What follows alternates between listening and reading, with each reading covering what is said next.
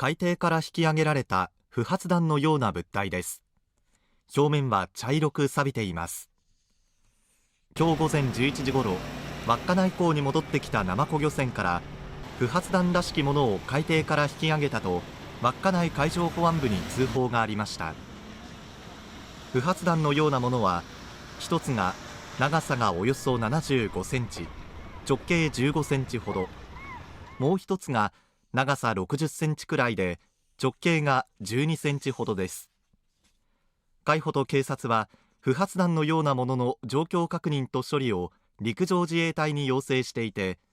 作業が終わるまで周囲の交通規制を行っています。